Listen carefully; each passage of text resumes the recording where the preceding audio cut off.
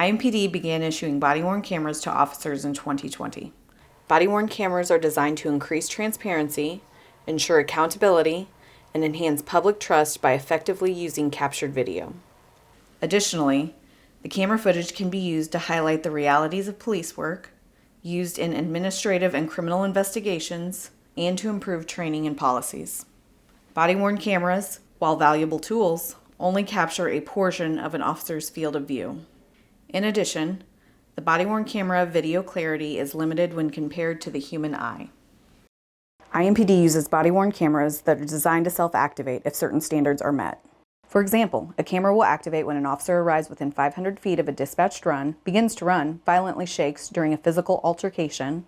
The camera is in a horizontal position for an extended period of time, if an officer activates emergency equipment with his or her patrol vehicle, or if an officer activates the camera by using a remote.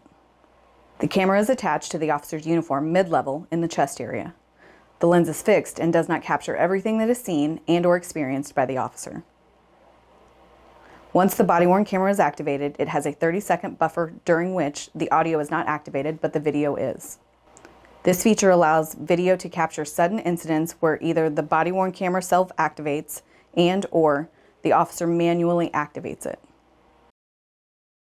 This critical incident video details an officer-involved shooting that occurred on March 31st, 2024 at approximately 8:30 p.m.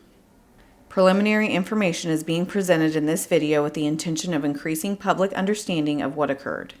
This investigation is still in its early stages. It may take a year or longer for the investigative process to be completed. Understanding of the incident may change as additional evidence is collected, analyzed, and reviewed. Warning: the following video contains graphic images and language. It is not suitable for all viewers. Shortly before 7:30 p.m., IMPD Northwest District officers responded to a shots-fired call near West 33rd Street and Georgetown Road. Officers were told the suspect, later identified as 31-year-old Luis Duran Ruano, was firing shots into the air. Witnesses provided officers a description of Mr. Duran Ruano. Before officers could apprehend Mr. Duran Ruano, he got into a van and drove away. Officers attempted to stop Mr. Duran Ruano, but he failed to pull over, resulting in a short vehicle pursuit.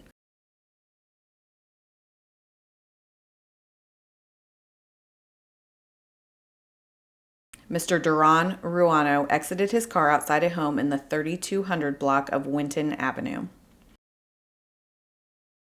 When the pursuit came to a stop, Mr. Duran Ruano exited his vehicle and then stood outside of the home. Officers told him to remove his hand from his pocket. Mr. Duran Ruano pulled a gun from his pocket and pointed it at his own head. Sergeant number 1 is heard saying, "I'll take talk."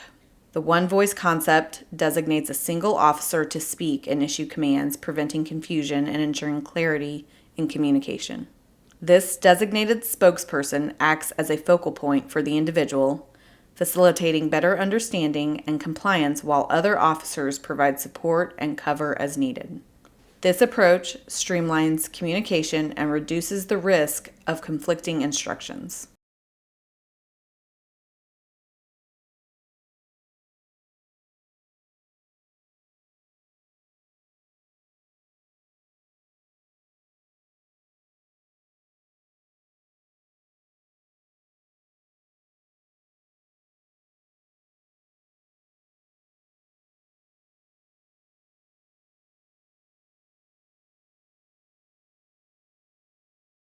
Recording. Down on the ground.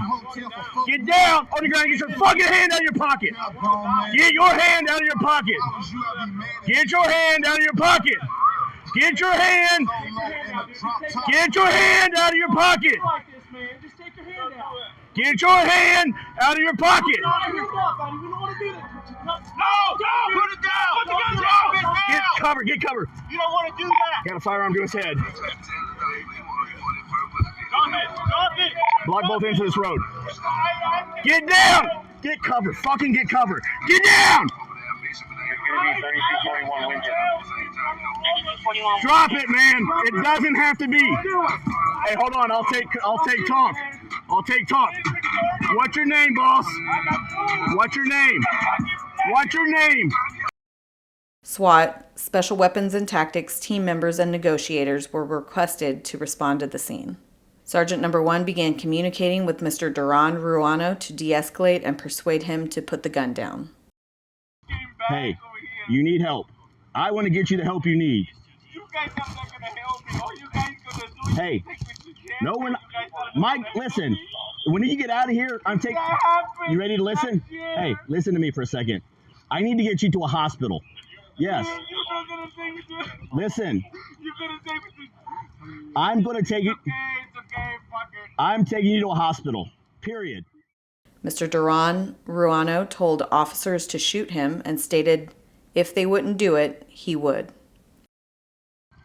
Tell him to put. They can't. They cannot.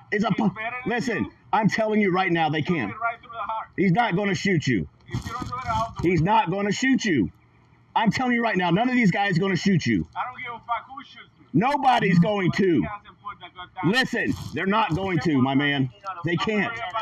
They can't. Put the gun down for me. I hope you guys believe in Put that. the gun down for me. I hope you guys do. After approximately 1 hour of negotiations, Mr. Duran Ruano left the porch and started walking southbound while holding the gun. SWAT officers determined that if Mr. Duran Ruano left the porch, they would deploy less lethal beanbag rounds to avoid losing containment of the armed individual. SWAT officers discharged less lethal beanbag rounds in an attempt to apprehend Mr. Duran Ruano, but the rounds were ineffective, and Mr. Duran Ruano maintained possession of the gun. Mr. Duran Ruano then raised the gun and fired in the direction of officers. 3 IMPD officers then discharged their service weapons.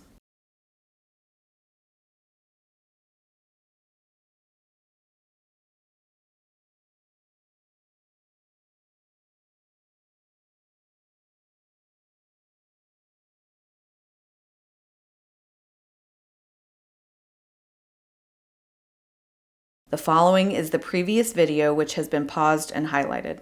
It shows the flash from Mr. Duran Ruano's gun as he fires in the direction of officers.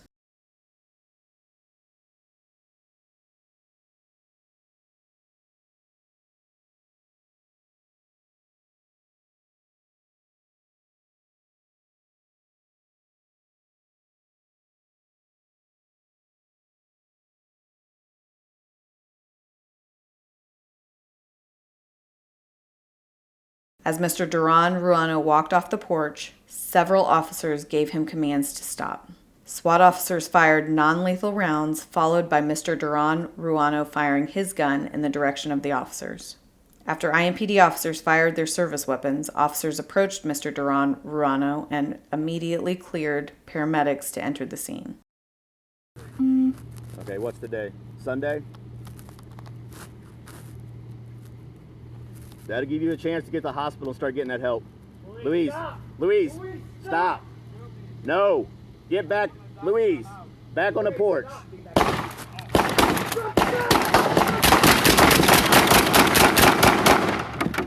God damn it. Guns up, guns up. All right, move up, move up. Hey, if anybody get hit. Roll him, roll him, roll him. Yeah, I got cuffs. Quickly. Clear the damn road. Where are my medics at? In addition to Officer Marshall, Officers Bland and Bowen discharged their service weapons. Their camera views were obstructed by vehicles and shields used for cover during the incident. That'll give you a chance to get to the hospital and start getting that help. Louise, stop! Louise, Louise, stop! no, get back, Louise, back on the Louise, porch. stop! Be back.